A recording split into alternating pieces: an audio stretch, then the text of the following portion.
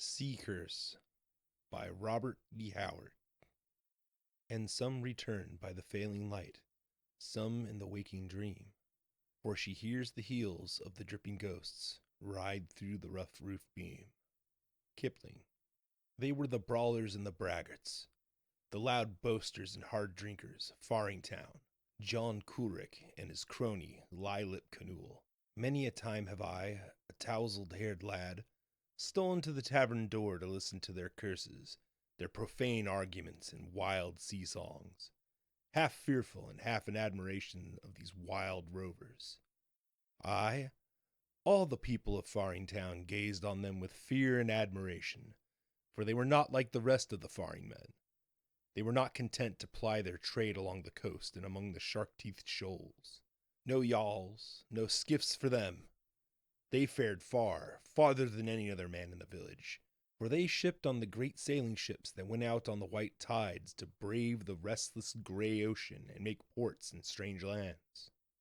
Ah, I mind it was swift times in the little sea-coast village of Faring when John Coolrick came home, with his furtive Lylip at his side, swaggering down the gangplank in his tarry sea clothes, and the broad leather belt that held his ever-ready dagger, shouting condescending greeting to some favored acquaintance, kissing some maiden who ventured too near, then up the street, roaring some scarcely decent song of the sea.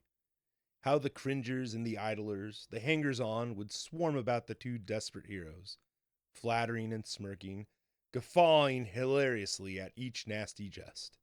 For to the tavern loafers, and to some of the weaker among the straightforward villagers, these men with their wild talk and their brutal deeds, their tales of the seven seas and far countries, these men, I say, were valiant knights, nature's noblemen who dared to be men of blood and brawn. And all feared them, so that when a man was beaten or a woman insulted, the villagers muttered and did nothing. And so when Moll Farrell's niece was put to shame by John Coolrick, none dared even to put in words what all thought.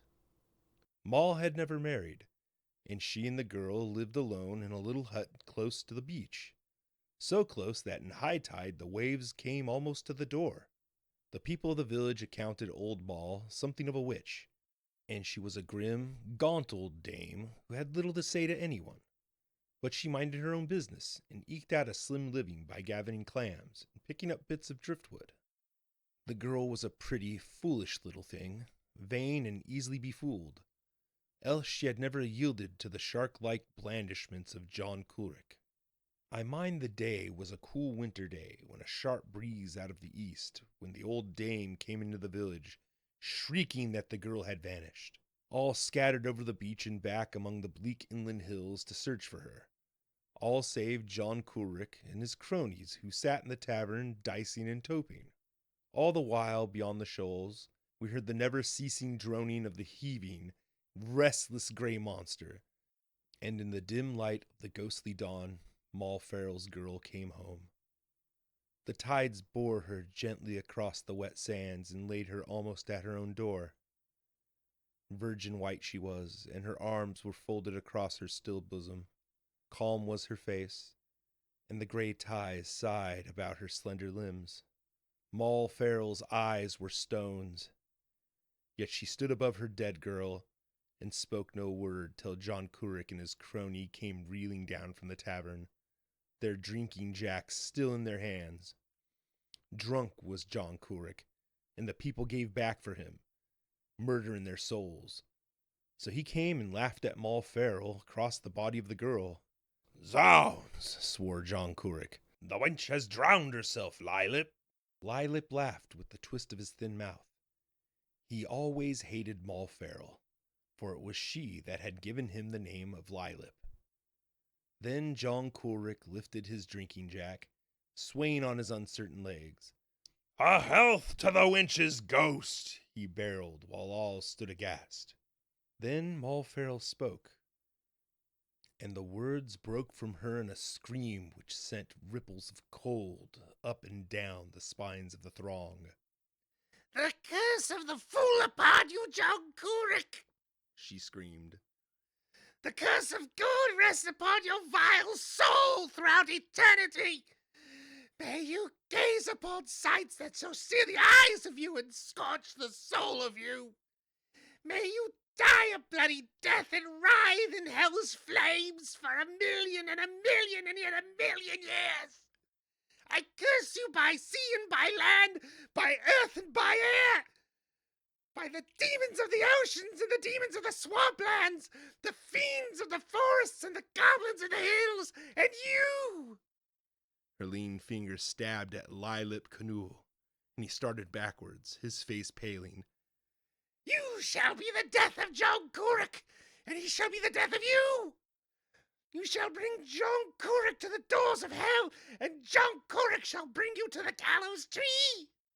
I set the seal of death upon your brow, John Kuruk! You shall live in terror and die in horror far upon the cold grey sea! But the sea that took the soul of innocence to her bosom shall not take you, but shall fling your vile carcass to the sands! I, John Kuruk! And she spoke with such terrible intensity that the drunken mockery on the man's face changed to one of swinish stupidity. The sea roars for the victim it will not keep. There is snow upon the hills, John Kuruk, and ere it melts your corpse will lie at my feet, and I shall spit upon it and be content.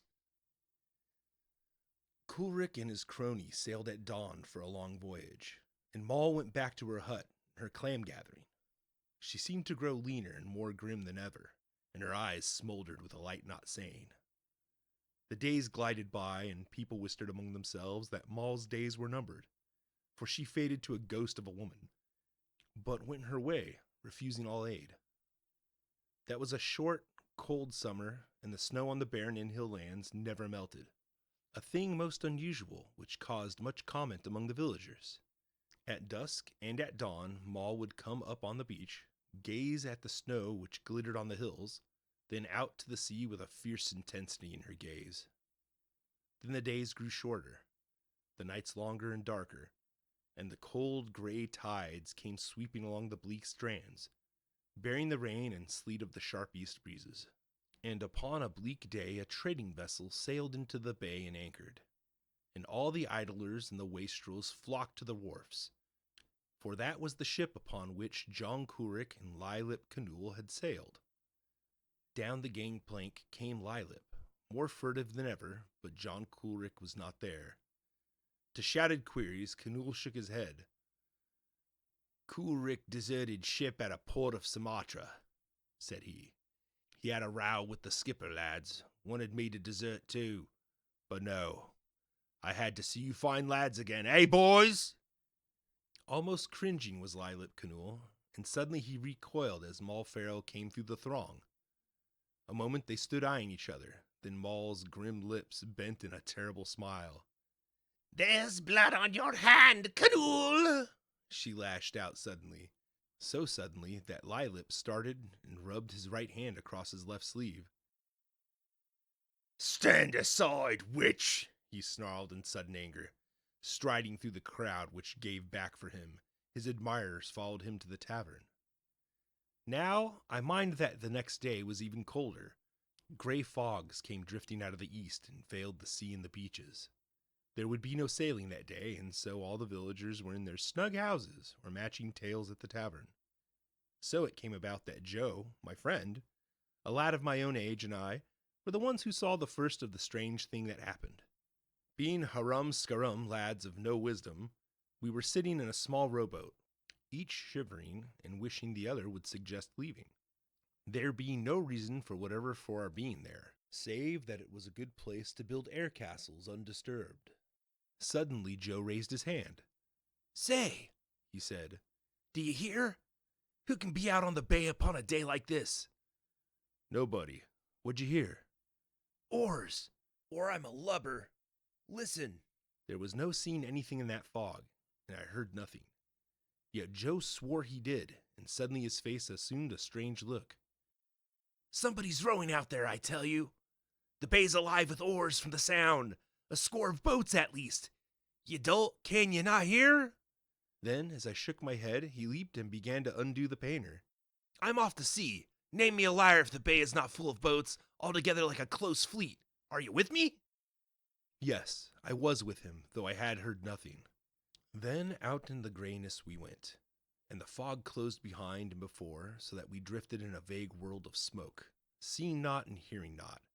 We were lost in no time, and I cursed Joe for leading us upon a wild goose chase that was to end with our being swept out to sea. I thought of Moll Farrell's girl and shuddered. How long we drifted I know not. Minutes faded into hours, hours into centuries. Still Joe swore he heard the oars, now close at hand, not far away, and for hours we followed them, steering our course towards the sound as the noise grew or receded. This I later thought of and could not understand. Then when my hands were so numb that I could no longer hold the oar, and the forerunning drowsiness of cold and exhaustion was stealing over me, bleak white stars broke through the fog, which glided suddenly away, fading like a ghost of smoke, and we found ourselves afloat just outside the mouth of the bay. The waters lay smooth as a pond, all dark green and silver in the starlight, and the cold came crisper than ever. I was swinging the boat about to put back into the bay, when Joe gave a shout, and for the first time I heard the clack of oarlocks. I glanced over my shoulder, and my blood went cold. A great beaked prow loomed above us, a weird, unfamiliar shape against the stars, and as I caught my breath, sheered sharply and swept by us, with a curious swishing I had never heard any other craft make. Joe screamed and backed oars frantically, and the boat walled out of the way just in time, for though the prow had missed us, still otherwise we had died. For from the sides of the ship stood long oars, bank upon bank, which swept along her. Though I had never seen such a craft, I knew her for a galley. But what was she doing upon our coasts? They said, the farfarers, that such ships were still in use among the heathens of Barbary. But it was many a long, heaving mile to Barbary, and even so she did not resemble the ships described by those who had sailed far. We started in pursuit, and this was strange, for though the waters broke about her prow, and she seemed fairly to fly through the waves, yet she was making little speed, and it was no time before we caught up with her. Making our painter fast to a chain far back beyond the reach of the swishing oars, we hailed those on deck, but there came no answer. And at last, conquering our fears, we clambered up the chain and found ourselves upon the strangest deck man has trod for many a long, roaring century. This is no Barbary rover, muttered Joe fearsomely. Look at how old it seems. Almost ready to fall to pieces. Why, 'tis fairly rotten. There was no one on deck, no one at the long sweep which the craft was steered. We stole to the hold and looked down the stair. Then and there, if ever men were on the verge of insanity, it was we. For there were rowers there, it is true. They sat upon the rowers' bench and drove the creaking oars through the gray waters. And they that rowed were skeletons. Shrieking, we plunged across the deck to fling ourselves into the sea. But at the rail I tripped upon something and fell headlong, and as I lay, I saw a thing which vanquished my fear of the horrors below for an instant. The thing upon which I had tripped was a human body, and in the dim gray light that was beginning to steal across the eastern waves, I saw a dagger hilt standing up between his shoulders. Joe was at the rail, urging me to haste, and together we slid down the chain and cut the painter. Then we stood off into the bay. Straight on kept the grim galley, and we followed slowly, wondering. She seemed to be heading straight for the beach beside the wharfs, and as we approached, we saw the wharfs thronged with people. They had missed us, no doubt, and now they stood, there in the early dawn light, struck dumb by the apparition which had come out of the night in the grim ocean. Straight on swept the galley, her oars a swish. Then ere she reached the shallow water, crash! A terrific reverberation shook the bay. Before our eyes the grim craft seemed to melt away. Then she vanished, and the green waters seethed where she had ridden. But there floated no driftwood there, nor did there ever float any ashore. Aye, something floated ashore, but it was grim driftwood. We made the landing amid a hum of excited conversation that stopped suddenly. Moll Farrell stood before her hut, limned gauntly against the ghostly dawn, her lean hand pointing seaward. And across the sighing wet sands, bore by the gray tide, something came floating, something that the waves dropped at Moll Farrell's feet. And there looked up at us, as we crowded about, a pair of unseen eyes sat in a still white face. John Coolrick had come home. Still and gray he lay, rocked by the tide, and as he lurched sideways, all saw the dagger hilt that stood from his back, the dagger all of us had seen 1,000 times at the belt of Lylip Canool. I killed him, came Canool's shriek as he writhed and groveled before our gaze. At sea on a still night in a drunken brawl, I slew him and hurled him overboard, and from the far seas he has followed me. His voice sank to a hideous whisper. Because of the curse, the sea would not keep his body. And the wretch sank down, trembling, the shadow of the gallows already in his eyes. Aye! Strong, deep, exultant was Moll Farrell's voice. From the hell of lost crafts, Satan sent a ship of bygone ages. A ship red with gore and stained with the memory of horrid crimes.